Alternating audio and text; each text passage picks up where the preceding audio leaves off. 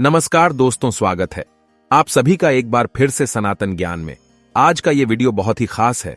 दोस्तों, सावन का महीना मर्यादा और भक्ति का महीना होता है। सावन के पूरे महीने पर भगवान भोलेनाथ का नियंत्रण माना जाता है। ऐसा माना जाता है कि सावन के पूरे महीने में भगवान भोलेनाथ पूजा पाठ करने से प्रसन्न हो जाते हैं। सावन का पूरा महीना भगवान भोलेनाथ का प्रिय महीना है। इस संबंधी अनेक पौराणिक कथाएं और धार्मिक मान्यताएं भी हैं।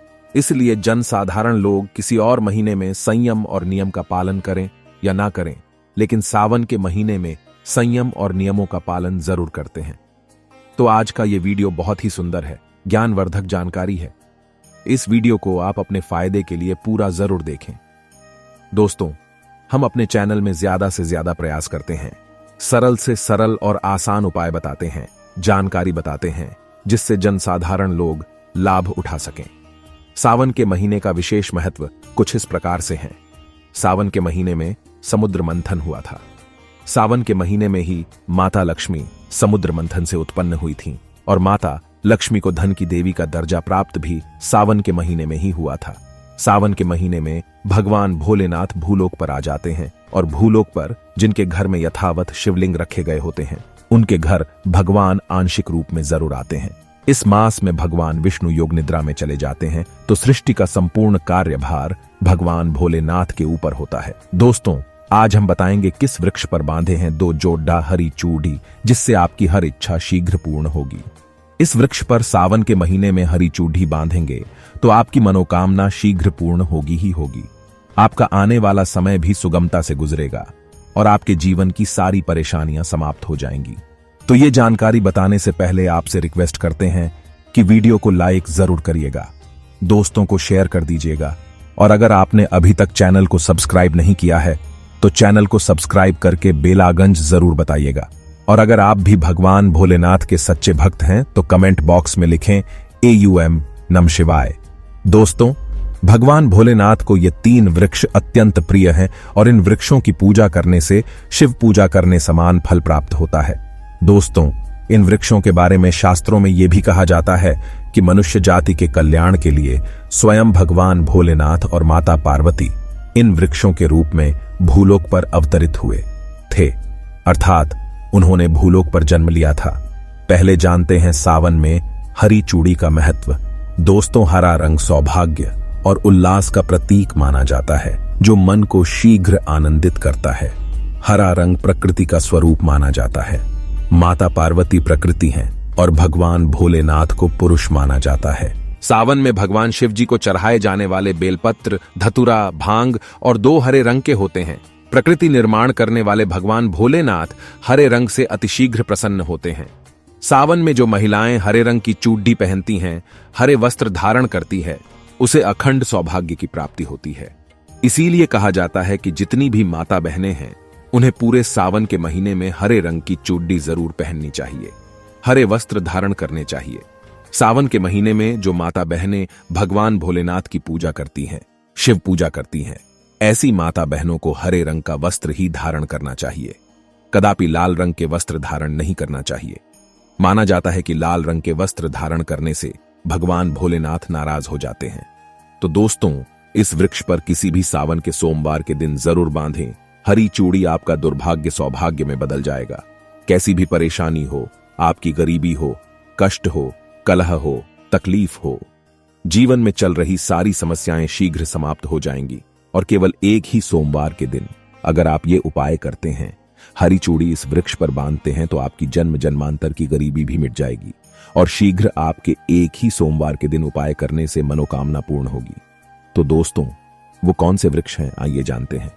पहला वृक्ष है शमी का वृक्ष। शमी के वृक्ष के बारे में ध्यान से सुन लें तो शमी के वृक्ष को माता पार्वती और भगवान भोलेनाथ का मिश्र स्वरूप कहा जाता है।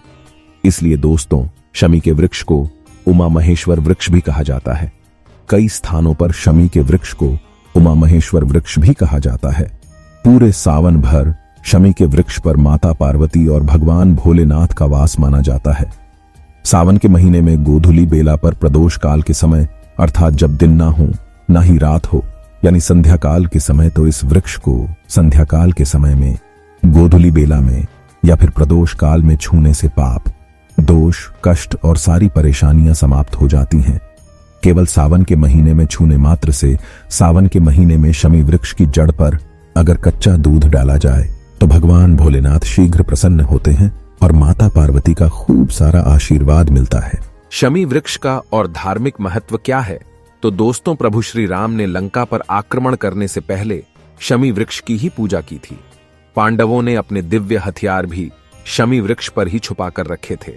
शमी का वृक्ष जिस घर में लगा होता है उस घर का कल्याण होता है, उस घर में सभी प्रकार के भौतिक सुखों का वास हो जाता है। तो दोस्तों, सावन के किसी भी सोमवार के दिन शमी वृक्ष पर उमा महेश्वर का ध्यान करते हुए 2 जोड़ी हरी चूड़ी और हरा रिबन जरूर बांधें, या फिर हरे रंग की जो भी श्रृंगार की वस्तु आपको मिल जाए वो जरूर भेंट करें। कोई भी आपकी मनोकामना हो एक ही सोमवार में पूर्ण हो जाएगी। पूरे सावन भर अगर शमी के पत्ते भगवान भोलेनाथ को उनकी पूजा में चढ़ाते हैं तो इससे अष्टलक्ष्मी आपके घर में वास करती हैं। आपके घर में कितनी भी दरिद्रता हो, आपके घर में कैसी भी परेशानी हो, परेशानी समाप्त हो जाती है और पूर्ण रूप से आपके घर में भौतिक सुख लाकर निवास करने लगते हैं।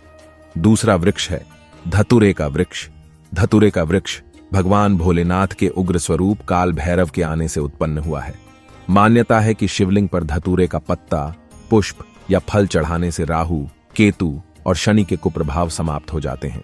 धतूरे के वृक्ष पर सावन के किसी भी सोमवार के दिन अगर 2 जोड़ा हरी चूड़ी बांधें तो शत्रु से छुटकारा मिल जाता है, शत्रु का सर्वनाश होता है। दोस्तों, अगर सावन के किसी भी शनिवार के दिन धतूरे के वृक्ष पर बाबा काल भैरव का ध्यान करते हुए हरी चूड़ी बांधी जाए तो घर से भूत प्रेत बाधा भस्म हो जाती है। छोटी सी धतूरे की जड़ घर के किसी भी कोने में अगर छुपाकर या फिर खनन कर जमीन में दबा दी जाए, गाड़ा दी जाए तो भूत प्रेत इत्यादि की बाधा समाप्त हो जाती है। दोस्तों, तीसरा वृक्ष है बेल का वृक्ष। स्कंद पुराण में स्पष्ट लिखा है कि बेल का वृक्ष माता पार्वती के पसीने से उत्पन्न हुआ है। जब माता पार्वती का पसीना मंदराचल पर्वत पर गिरा तो उसने बेल के वृक्ष का स्वरूप ले लिया। माना जाता है कि बेल के वृक्ष का दर्शन करने मात्र से व्यक्ति के पाप मिट जाते हैं, स्पर्श करते हैं तो जीवन की सारी समस्याएं मिट जाती हैं। अगर आप भगवान भोलेनाथ को बहुत जल्द प्रसन्न करना चाहते हैं, आप भगवान भोलेनाथ पर खूब सारी चीजें चढ़ा रहे हैं लेकिन बेल का पत्ता नहीं चढ़ाते तो वह प्रसन्न नहीं होते। पूरे सावन के महीने में बेल की जड़ पर ब्रह्मा का वास होता है। मध्य स्थान में भगवान विष्णु तथा संपूर्ण स्थान पर भगवान भोलेनाथ जी का वास माना जाता है। ऐसा भी माना जाता है कि कोई भी साधक अगर सावन के महीने में बेल वृक्ष की पूजा करें, सुबह के समय में या फिर संध्या काल के समय में बेल की जड़री के पास अगर घी का दीपक जलाएं तो तीर्थों के स्नान करने के समान पुण्य की प्राप्ति होती है। समस्त तीर्थ बेल की जड़ में सावन के महीने में आ जाते हैं। तो दोस्तों, सावन के किसी भी सोमवार के दिन बेल वृक्ष की जड्डा पर अगर कच्चा दूध डाला जाए तो जीवन की परेशानियां और कष्ट मिटते हैं। तो सावन के किसी भी सोमवार के दिन संध्या बेला में बेल के वृक्ष में एक जोड़ा हरी चूड़ी जरूर बांधे। संध्या बेला में ही क्यों? तो दोस्तों, संध्या बेला को ही प्रदोष काल कहा जाता है। प्रदोष काल के समय अगर भगवान भोलेनाथ और माता पार्वती की पूजा की जाए तो पूजा के प्रभाव 12 चढ़ जाते हैं। इससे मनोकामनाओं की शीघ्र पूर्ति होती है। जैसे आप सुबह पूजा करते हैं तो उसका प्रभाव 100 गुना होता है, लेकिन संध्या काल के समय जब आप पूजा करते हैं, जब ना दिन हो ना रात हो, यानी प्रदोष काल के समय अगर आप पूजा करते हैं तो उसके प्रभाव 1000 गुना ज्यादा बढ़ जाते हैं। तो संध्या काल में ही घी का दीपक जलाएं। दीपक जलाने के बाद आप एक जोड़ा हरी चूड़ी बेल के वृक्ष पर जरूर बांधें। एक ही सोमवार के दिन ये उपाय करने से आपकी मनोकामना पूर्ण हो जाएगी। और जब सावन में बेल के पत्ते आप भगवान भोलेनाथ को चढ़ाते हैं तो कम से कम 5 पत्तों पर सफेद चंदन से श्री राम लिखकर उन्हें जरूर चढ़ाएं। इससे भगवान भोलेनाथ जल्दी प्रसन्न होते हैं। तो दोस्तों, सावन के किसी भी सोमवार के दिन इन 3 वृक्षों में से किसी भी एक वृक्ष पर हरी चूड़ी जरूर बांधें, आपकी मनोकामना पूर्ण होगी। कमेंट बॉक्स में ओम नमः शिवाय लिखना ना भूलें। उम्मीद करते हैं आपको जानकारी पसंद आई होगी। ऐसे ही धार्मिक जानकारी दिलाने वाले वीडियो देखने के लिए चैनल को सब्सक्राइब करें, बेल आइकन को प्रेस करें। धन्यवाद।